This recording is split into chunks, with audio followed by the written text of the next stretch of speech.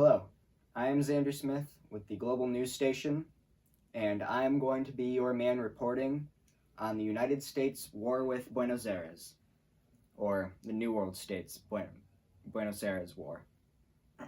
Anyway, so as you know, the USS Gridley, a United States ship, was captured due to it violating the Buenos Aires Foreign Policy Treaty that said that all U.S. ships had to stay in the North Atlantic or they would be seized.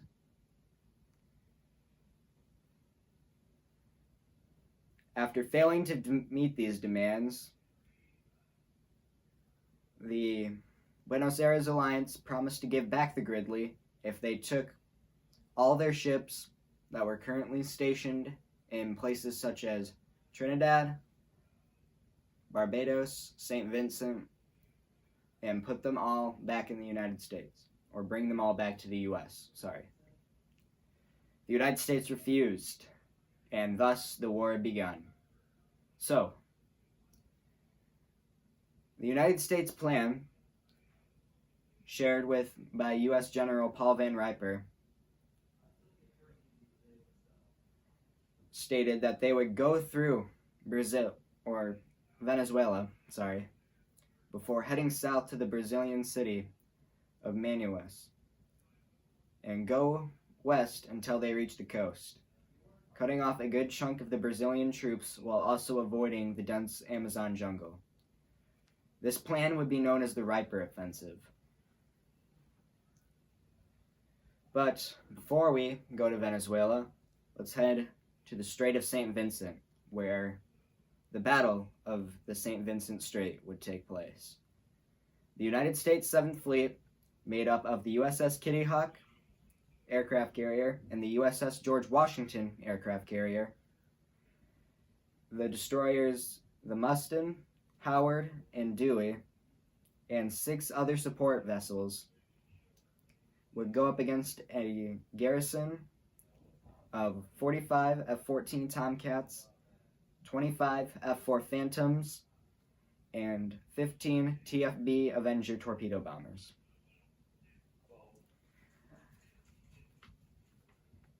The planes would be launched from Barbados and would surprise attack the fleet at 6 a.m. Eastern Standard Time.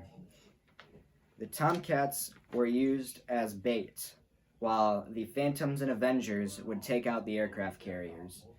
The ship's defensive guns would end up targeting the Tomcats, while the Avengers went undetected and got around 75 yards above the water, aimed their torpedoes to the port side of the Kitty Hawk, and then dropped their torpedoes into the sea.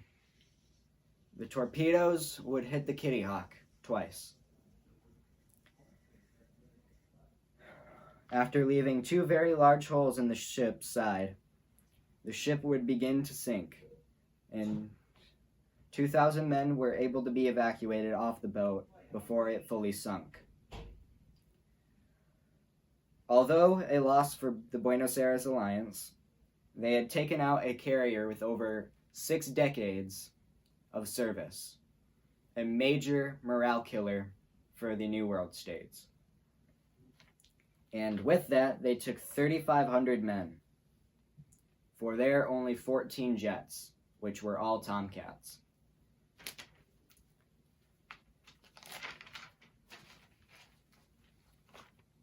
In Venezuela, the Riper Offensive begins. With the combined forces of the United States, Canada, Mexico, and Colombia, they push to the city of Maracaibo and San Cristobal in the south.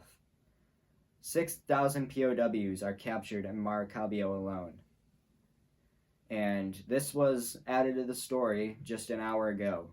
The Columbian 16th Division would execute almost 200 POWs in Maracaibo.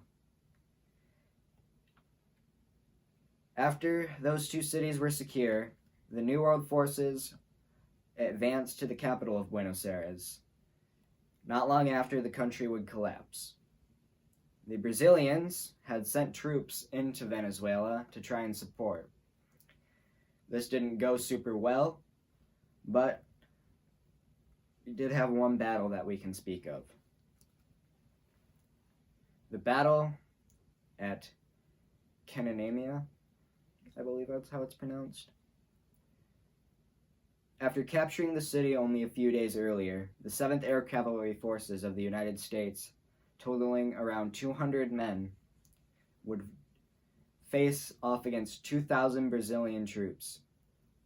They'd be surrounded and shelled with no breaks for 15 days.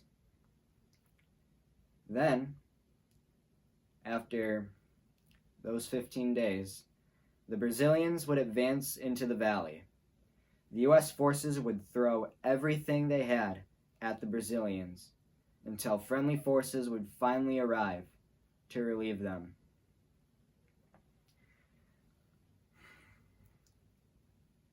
So,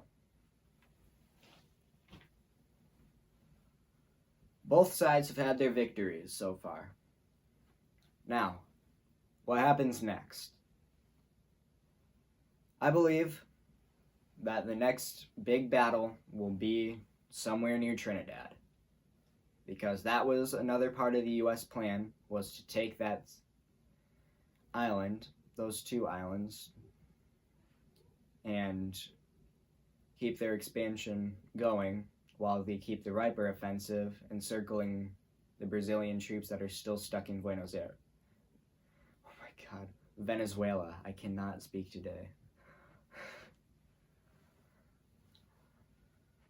So,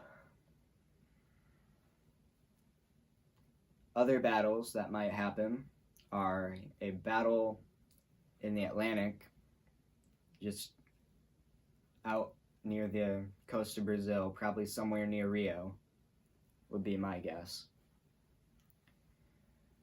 Also, the South African forces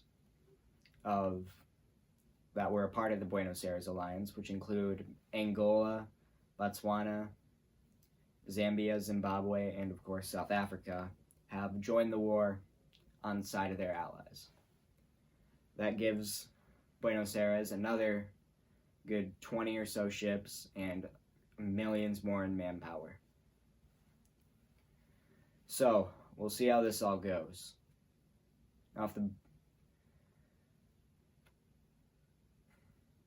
Alright, that's all I have for now. This is the Global News Station covering the Grand Columbian Front of the Buenos Aires New World State War. Signing off.